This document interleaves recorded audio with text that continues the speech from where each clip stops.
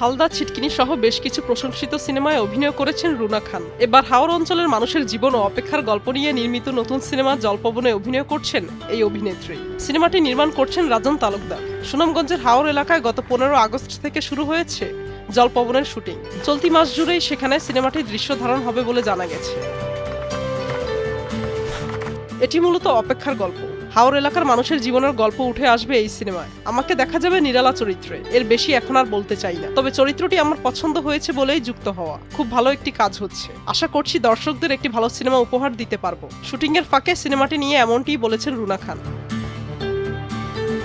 এটি একটি স্বাধীন চলচ্চিত্র, তাই পরিচিত তেমন কেউ নেই। সহশিল্পীদের নিয়ে তিনি আরো বলেছেন, নির্মাতা রাজন তালুকদারের এটি যেমন প্রথম সিনেমা, তেমনি অভিনয় শিল্পী কলাকুশলীদেরও অনেকের প্রথম সিনেমা। বাংলাদেশ চলচ্চিত্র ও টেলিভিশন ইনস্টিটিউট থেকে ফিল্ম নিয়ে পড়াশোনা করেছেন নির্মাতা।